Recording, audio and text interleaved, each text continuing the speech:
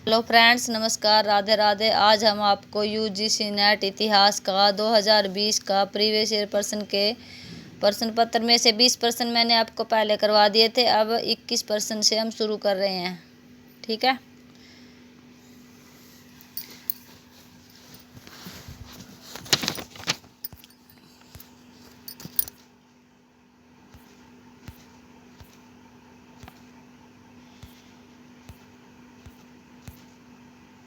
ये देखो, निम्न में कौन प्रेम मार्गी निर्गुण भक्ति संत थे? कौन थे? मलुक दास। ठीक है।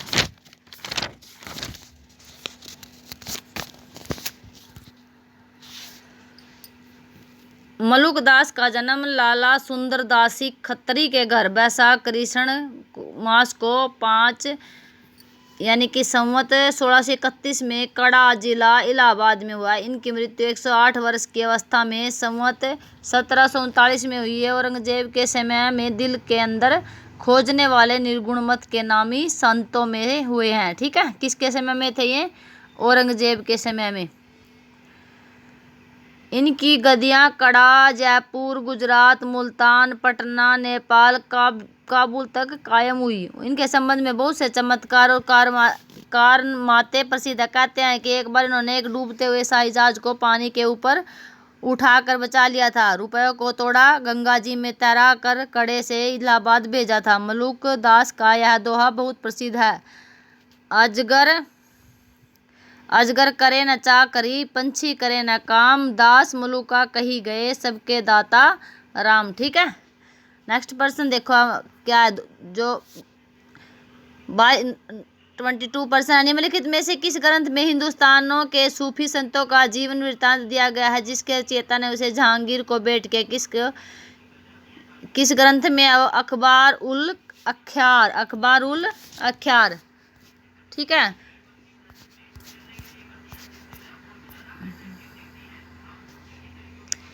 मध्यकाल में इतिहास लेखन अपने उत्तम स्थिति में था। विभिन्न इतिहासकारों ने अपने इतिहास लेखन में कई कालखंडों के शासकों के शासन संबंधी व्यवस्था का वर्णन किया। जैसे क्या कहते हैं? मंतखब उत तारीख किसने लिखी थी? अब्दुल कादिर बदायूनी ने। ये पुस्तकों के नाम आते हैं। कभी कभी ये मिलान के लिए आ जाते हैं, कभी कभी ये किसने ग्रंथ लिखा इसके लिए आते हैं। इनको आप ध्यान से लिख लेना, और ध्यान से या तो किसी एक अलग पेज पर लिख लेना, या फिर इनको ध्यान से याद करना। कौन कौन से हैं? मुंतखब उत तवारीख किसने लिखी थी? अब्दुल कादिर बदायूनी। मासिरी ए आलमगिरी साकी मुस्तैद खां। अखबार उल अखियार किसने लिखा था? अब्दुल हक। ठीक है। मंतखब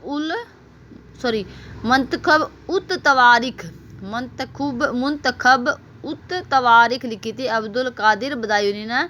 मैं आसिर ए आलमगिरी लिखी थी साकी मुस्तैद खान ने। अकबर उल अख्यार लिखी थी अब्दुल हक ने। किसने लिखी थी? अब्दुल हक ने क्या लिखा था? अखबार उल अख्यार। और आलमगिरी किसने लिखी थी? मासिर आलमगिरी साकी मुस्तैद खान है। मुंतखब उत तवारीख किसने लिखी थी? अब्दुल कादिर बदायूनी ने। याद हो गया ना?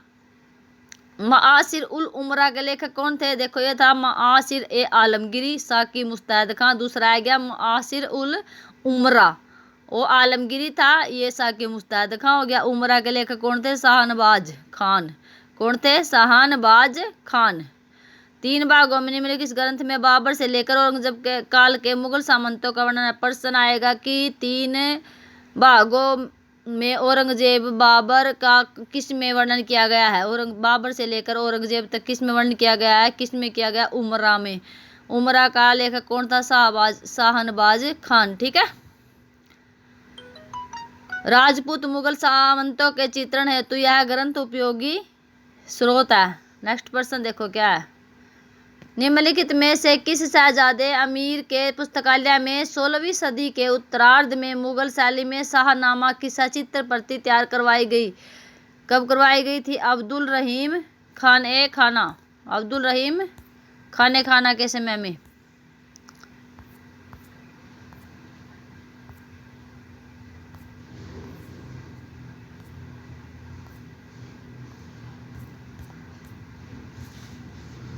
इसका देखो ये रहा अब्दुल रहीम खाने खाना हिंदी के प्रसिद्ध कवि थे। अकबर के दरबार में इनका महत्वपूर्ण स्थान था। रहीम अकबर के नवरत्नों में से एक थे। गुजरात के युद्ध में शौर्य प्रदर्शन के कारण अकबर ने उन्हें खान खान की उपाधि दी थी। उन्होंने शहजादे अमीर के पुस्तकालय में 16वीं सदी के उत्तरार्ध में मुगल शैली में शाहनामा की सचित्र प्रति तैयार करवाई थी। ठीक है। रहीम अरबी, तुर्की, फारसी, संस्कृत, हिंदी के अच्छे ज्ञाता थे। इन्हें ज्योतिष का भी ज्ञान था। रहीम की 11 रचनाएं प्रसिद्ध हैं। इनके काव्य के प्रमुख रूप से श्रृंगार, नीति, भक्ति के भाव मिलते हैं। 70 वर्ष की आयु में 1626 ईस्वी में रहीम का देहांत हो गया। प्रश्न कैसे पूछा जाएगा? प्रश्न या तो ये आएगा कि हिंदी के प्रसिद्ध कवि कौन थे मुगल दरबार में, तो अब्दुल रहीम खाने खाना। या प्रश्न आ सकता है कि हमारा नवरत्नों में से क्या भी रहीम अकबर के नवरत्नों में कौन कौन थे? रहीम का ऑप्शन आ जाएगा, तो रहीम नवरत्नों में से। गुजरात के शौर्य का प्रदर्शन में खान खाना की उपाधि किसको दी गई? तो रहीम को दी गई थी। उसके शहजादा अमीर के पुस्तकालय में मुगल शैली या शाहनामा की सचित्र प्रति किसने तैयार करवाई थी? अकबर ने। यह प्रश्न पहले आया हुआ था। रहीम किस किस भाषा के ज्ञाता थे? अरबी, तुर्की, फारसी, संस्कृत, हिंदी के अच्छे ज्ञाता थे और ज्योतिष का विज्ञान था। इनकी कितनी रचनाएं थी? 11 रचनाएं थी। ऐसे ही एक ही प्रश्न में से तोड़ मरोड़ कर वे बहुत सारे प्रश्न बना देते हैं। इनको ध्यान से कर लेना। कीमती पत्थरों को तराशने की गति को बढ़ाने के लिए बेल्ट ड्राइव के इस्तेमाल की जानकारी सबसे पहले किस यात्री के विवरण से मिलती है? ट्रैवनियर और फ्रायर। किससे मिलती है? ट्रैवनियर और फ्रायर। ट्रैवनियर और फ्रायर। ट्रैवल किया यानी कि फिर फायर हो गए यानी कि फरार हो गए। इससे आप याद कर लेना। ठीक है। ट्रैवनियर और फ्रायर। नेक्स्ट प्रश्न क्या है? निम्नलिखित में से किस ग्रंथ में सबसे पहले मध्यकालीन भक्तों का विवरण एक जगह मिलता है? भक्तमाल का। भक्तमाल कौन था? नाबा दास का भक्तमाल बहुत प्रसिद्ध हिंदी ग्रंथ है। नाबा दास का प्रसिद्ध ग्रंथ भक्तमाल संवत 1642 के बाद बना। संवत 1769 में प्रियादास जी ने इसकी टीका लिखी। बना कब था? 1642 में। ठीक है। 1642 में बना। तब राजा कौन था? शाहजहां। तो 1769 में प्रियादास जी ने उसकी टीका लिखी। इस ग्रंथ में 200 भक्तों के चमत्कार पूर्ण चित्र 316 छपाओं में लिखे गए। भगत कितने थे? 200। चित्र कितने बनाए? 316 है। कुछ ऐसे डिटेल से प्रश्न आते हैं। इन चरित्रों में पूर्ण जीवन वृत्ति नहीं है, केवल भक्ति का महिमा सूचक बातें दी गई है। आज उत्तरी भारत के गांव गांव में साधु वेशधारी पुरुषों को शास्त्र के विज्ञान और पंडितों में कहीं बढ़कर जो सम्मान और पूजा प्राप्त हुआ है, बहुत कुछ भक्तों की कारमातों चमत्कार पूर्ण वितातों के सम्यक प्रचार से है। भक्तमाल का प्रकाशन श्री राम कृपाल दास चित्रकूटी द्वारा किया गया। किसके द्वारा किया गया? श्री राम कृपाल दास चित्रकूटी द्वारा। और टीका किसने लिखी थी? टीका लिखी थी प्रियादास ने 1769 में। भक्तमाल के नाबादास का लिखा हुआ जो भक्तमाल था, भक्तमाल लिखा था नाबादास ने। इस भक्तमाल पर टीका लिखी थी प्रियादास ने 1769 ईस्वी में। और इसका प्रकाशन किया था श्री राम कृपाल दास चित्रकूटी ने। ठीक है। इसमें एकदम 3 कवियों के नाम याद रखने पड़ेंगे आपको, जो मध्यकालीन भक्त संतों के जीवन में आधारभूत सामग्री उपलब्ध कराती थी। उन्होंने अपने गुरु अगरदास की आज्ञा से, उनके नाबादास के गुरु का क्या नाम था? अगरदास। नाबादास में क्या कहा? नाबादास जी ने अपनी भक्तमाल में कहा कि सखी संप्रदाय में राधा कृष्ण की उपासना और आराधना की लीलाओं का उल्लेख साधक सब भक्ति सखी भाव से करता है। ठीक है। नेक्स्ट प्रश्न देखो। नेक्स्ट प्रश्न क्या है कि तमिल सिद्धों के संदर्भ में निम्न में से कौन सा कथन सही नहीं है? तमिल युद्धों का मुख्य केंद्र तामिलनाडु पांडीनाडु था। क्या था? तामिलनाडु पांडीनाडु।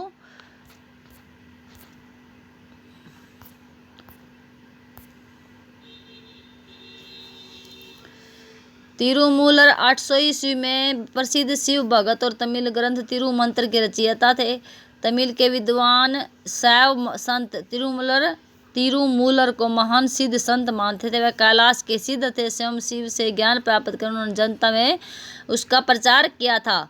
उनका लक्ष्य जाति निरपेक्ष मानव की सेवा करना था। रूढ़िगत शास्त्रों का विरोध किया और साम्यवादी ढंग से भक्ति का प्रचार किया। इस प्रकार तमिल सिद्धवाद में ब्राह्मण विरोधी और कर्मकांड विरोधी लक्षण मिलते हैं।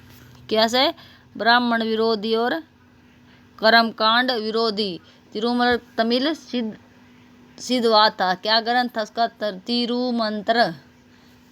तिरुमूलर महान प्रसिद्ध संत थे। ठीक है, याद रखना इसको। नेक्स्ट प्रश्न क्या था हमारा? 27% कहाँ?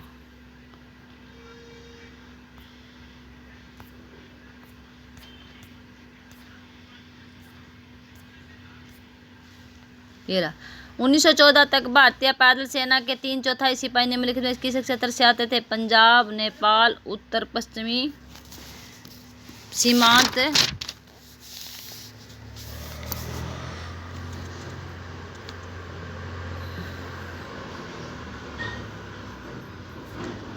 प्रांत। ठीक है,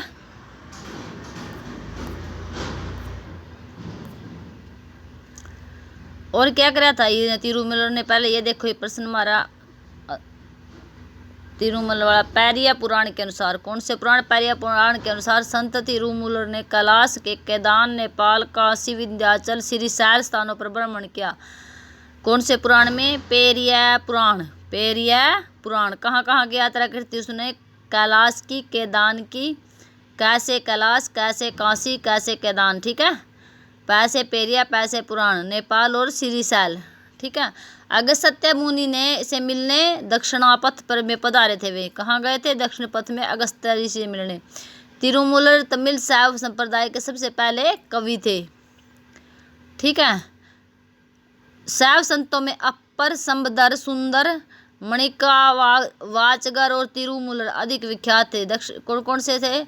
एक तो शैव संत था अपर, एक था संबदर, अपर संबदर सुंदरर, अपर संबदर सुंदरर, मणिक वाचगर, तिरुमूलर। यानी कि अपर संबदर सुंदर और मणिक वाचगर, तिरुमूलर। ठीक है। समस्त तमिल प्रदेशों में इन संतों का रचनाओं का व्यापक प्रचार है। तो कितने पद्य थे उसमें? 3000 पद्य थे। यौगिक सिद्धांतों का सरल रूप विवेचन किया गया था। तमिल भाषा में कौन कौन से शस्त्रों का निर्माण किया था उन्होंने? तमिल भाषा में योग शास्त्र, वैदिक शास्त्र, मंत्र शास्त्र, ज्ञान शास्त्र, रसायन शास्त्र। योग शास्त्र, वैदिक शास्त्र, योग शास्त्र, वैदिक शास्त्र, मंत्र शास्त्र, ज्ञान शास्त्र, रसायन शास्त्र। ठीक है।